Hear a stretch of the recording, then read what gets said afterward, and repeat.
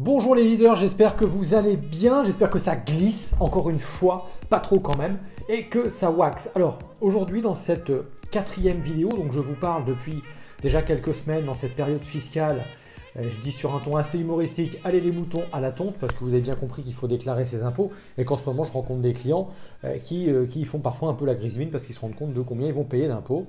Donc je vous ai indiqué dans la première vidéo en quoi j'ai parlé de levier. Dans la seconde, on a parlé des trois grandes façons d'optimiser ses impôts.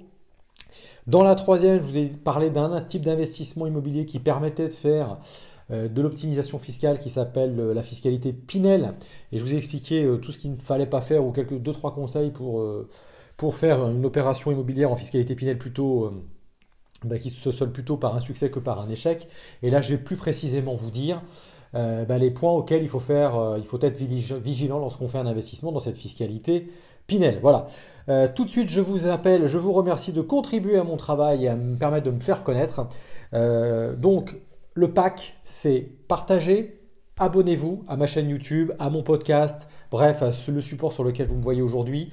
Et puis, commentez surtout un maximum, parce que ça me permet de me faire reconnaître. Voilà.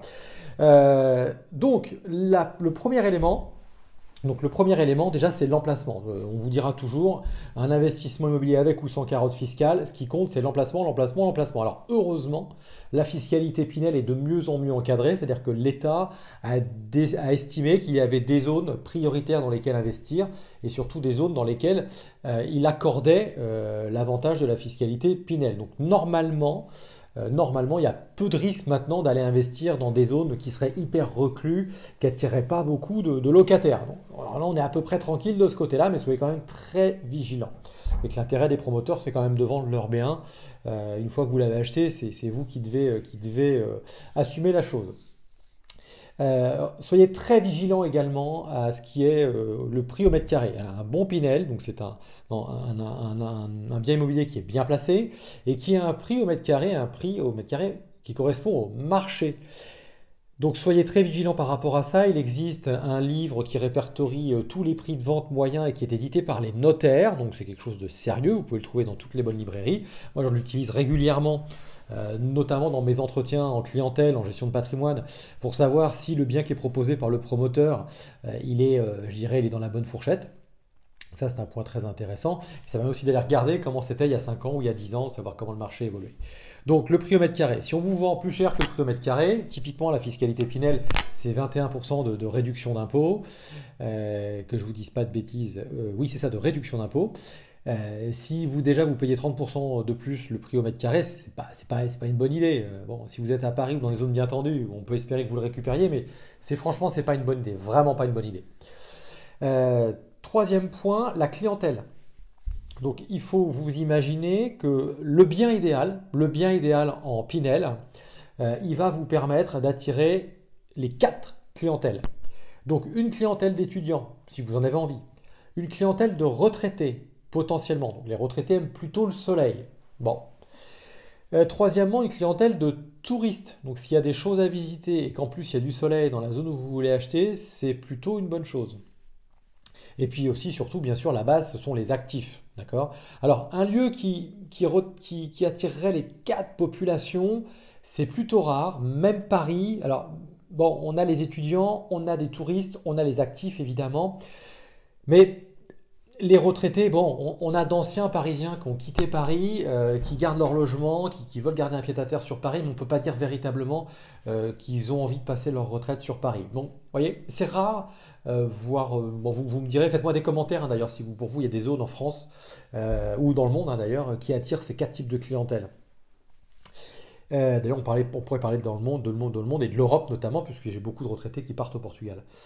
La qualité de construction également, c'est très important. Lorsque vous visitez un bien ou lorsque on vous présente un promoteur qui vous propose un bien en fiscalité Pinel, vous devez vous intéresser également à ce qu'il a déjà construit par le passé.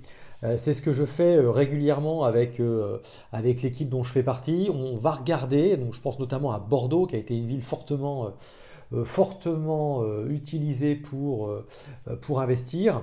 On va regarder ce que le promoteur a déjà réalisé les 5 et les 10 dernières années et surtout comment ça a vieilli. Même si ce n'est pas un gage que ce qu'il construit aujourd'hui va être finalement au moins aussi intéressant, ça reste quand même relativement, ça reste un bon indicateur. Voilà, donc on se rappelle les points sur lesquels il faut être vigilant. L'emplacement, le type de clientèle que l'on va attirer. Également, j'en ai oublié, le prix au mètre carré. Hop. Et puis également la qualité de construction. Voilà. Si vous voulez avoir un audit un petit peu plus serré par mes soins, à distance, ou si vous êtes sur un axe Orléans-Paris, ça peut s'arranger aussi.